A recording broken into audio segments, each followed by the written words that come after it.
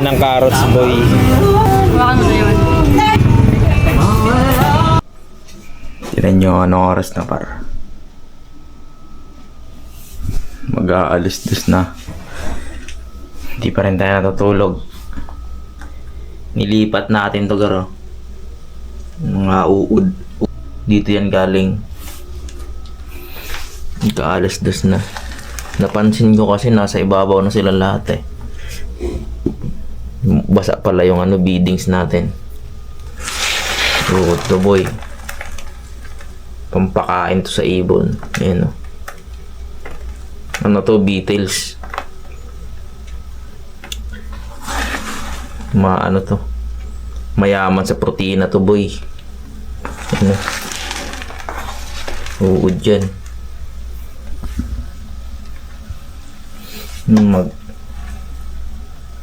Kunti na lang to. Mag-ano to. Bubukod na natin to para mag-pupa.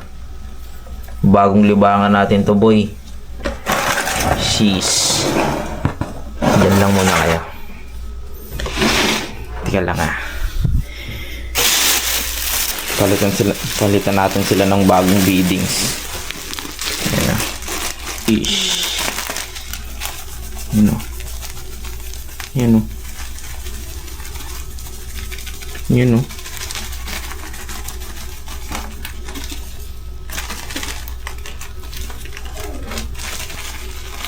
Di ba tayo natutulog boy? Dahil sa mga uod, alipin tayo ng uod. Yan. Alipin tayo ng uod boy. Wala na silang beadings.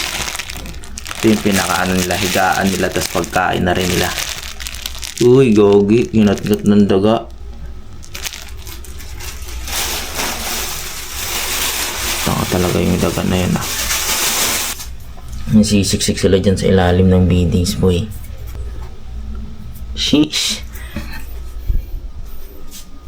Ito yung pagkain nilang carrots eh. Carrots yung pagkain nila boy oh. Pwede ring pwede ring tag nito. Yan, iwain ko lang yung carrots. Yan yung carrots boy. Nilagyan na natin ng carrots. Yan yung pinakaano nila, pinakatubig nila. Para hindi tuyo. Tuyo kasi ito eh. Yan. Ito kasi puro dumi na nila yan eh. Yan o. Naging na. Hindi na siya katulad na ito. Yan o, pagkaiba. Yan o, puti. So puro itim na. Kaya umiibabaw sila eh. Yung mga carrots nila hindi nila inuubos oh. Kaya konti lang nilalagay ko. Apat. Boy.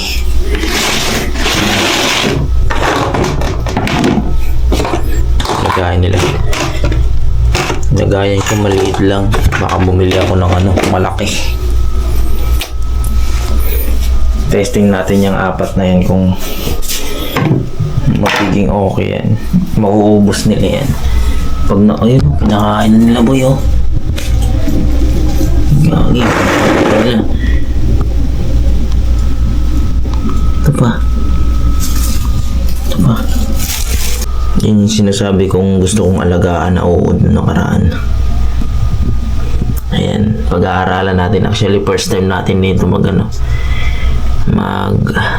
mag-alaga. Yun lang. Tulog na tayo boy.